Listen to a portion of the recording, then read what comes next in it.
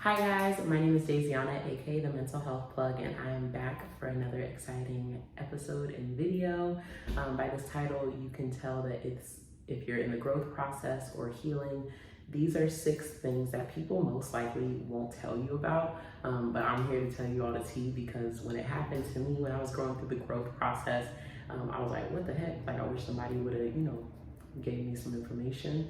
So let's go ahead and jump right into it. If you see me looking down, it's my notes. I love writing and being able to stay like on task and stuff like that. So that's what I'm looking at. All right, so number 1, you'll notice that you will not respond the same. So the things that used to excite you or the things you used to crave and stuff like that, it won't hit the same. So let me give you an example. I was always that girl that was like, oh, if I get in a relationship, I'm never gonna dip out on my friends. Like, these are my girls. I never say never, because I became that girl where I was just right with my boyfriend all the time. Like, I didn't see my friends for a whole year. Granted, when I came back to hanging out with them, like before, we used to go to the bars and hookah and all the like kickbacks and stuff like that. And if that's the stage that you're in right now, like, I'm not saying anything wrong about that. I'm not judging. Sometimes I still go out and party too. But it was an exact year later. Like, I was with my boyfriend and then I started hanging out with those same friends like a year later, and they were still doing the same things. And it was crazy to me because I was like, why doesn't this excite me anymore? Like, why am I not like, oh my gosh, yeah, bars, clubs, like, why isn't this, doing it? Like, it's not hitting the same for me.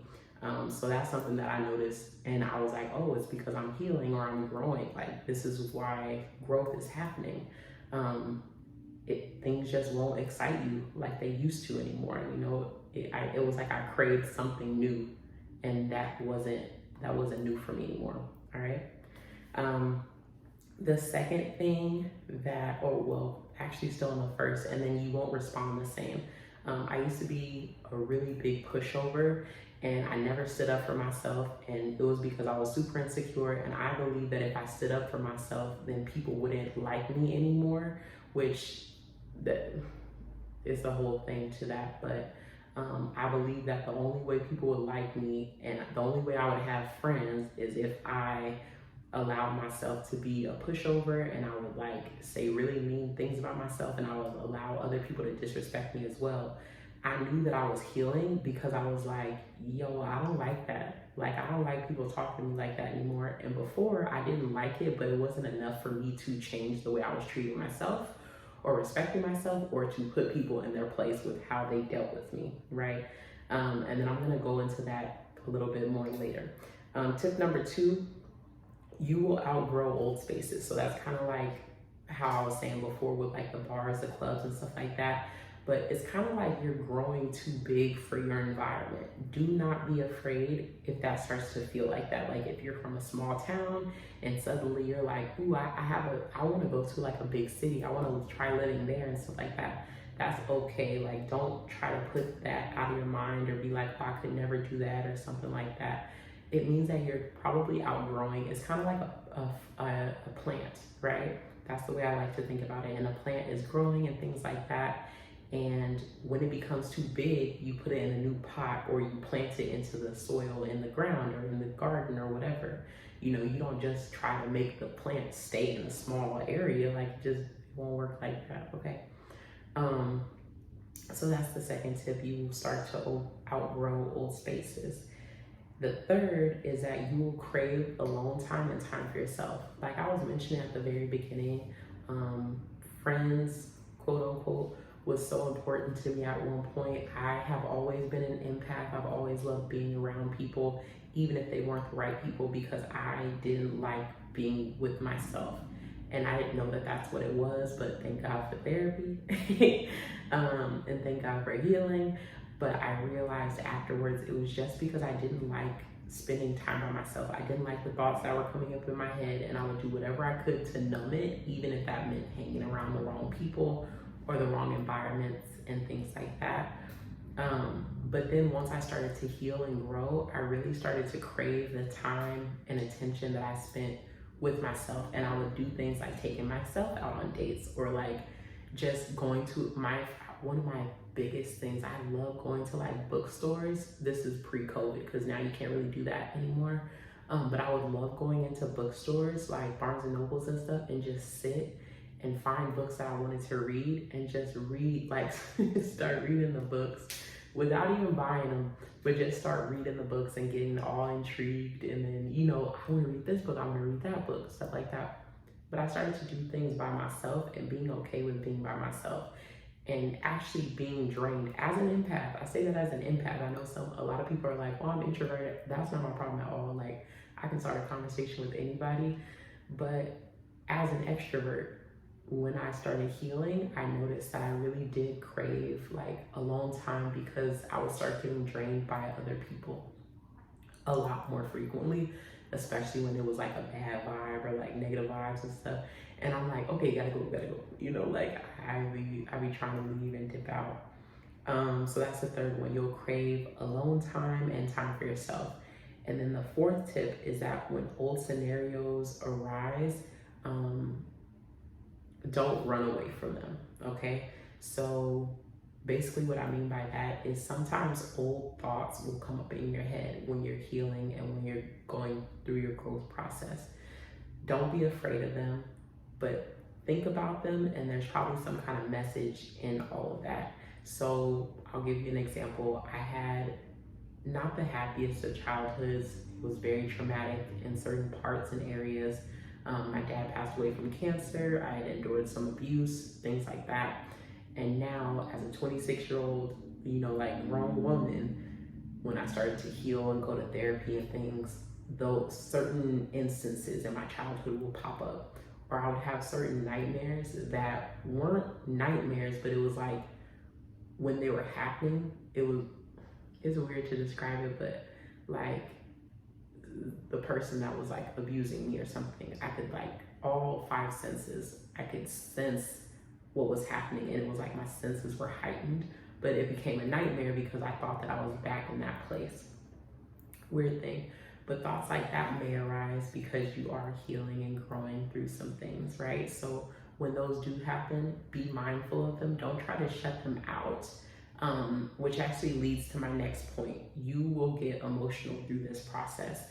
So even when as I'm recording this video, I am taking a social media fast right now. So I deactivated most of my social media profiles that I predominantly use because I wanted to actually give myself time to heal before my new my new quarter comes in and my new goals start to set in. And I just wanted to give myself some time to heal and work on like my inner child and the things within me that needs to be healed, because I feel myself going into the next level.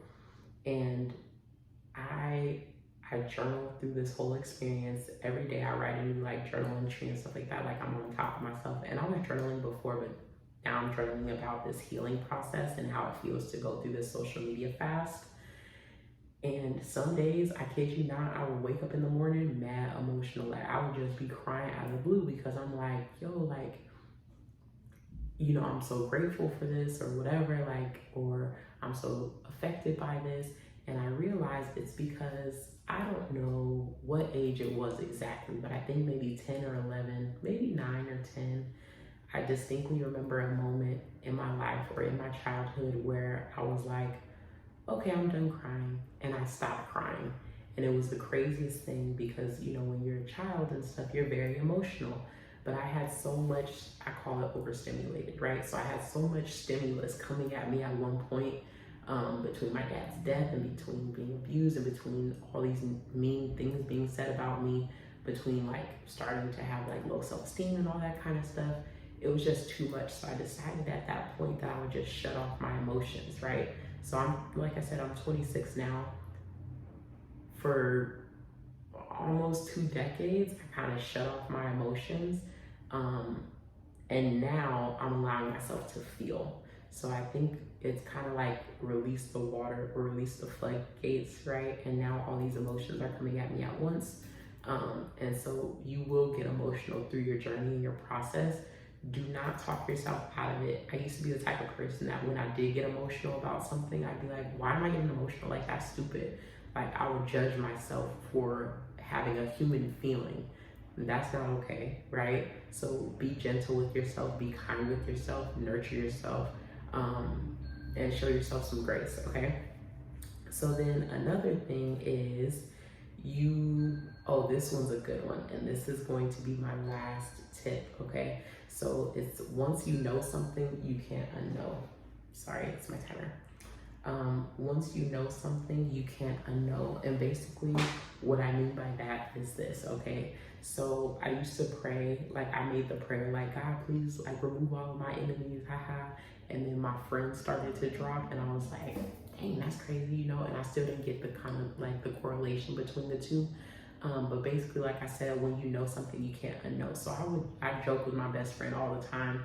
And I'm like, man, I wish I could go back to the days of being naive and not seeing the world and the perception and the viewpoint that I see now. Because now that I know something, I can't pretend like I don't know. Like, I can't go back to being that, you know, insecure and immature person that I once was, or that naive person that I once was, because I know better now, and now I have to act off of that stage of knowing better instead of like acting like who I was before.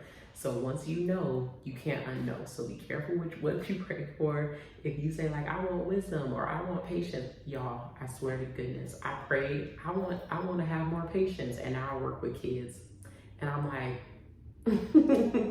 you know, like whatever. But yeah, so those are my 6 tips for you guys. Please comment and let me know what other videos you'd like me to put out. Also, please let me know like what tip or how you're doing in your own healing or growth journey. Let me know if you have any other questions about that. Again, my name is Daisiana, aka the Mental Health Plug, and I'm so excited to be able to teach my community about mental health and growth and healing and wellness, and I'm so excited. Like, this is so dope. Please be sure to follow me and my socials. I'll link them down below under this video. I'm sending you all the peace, prosperity, and love, okay? And I'm wishing you the very best.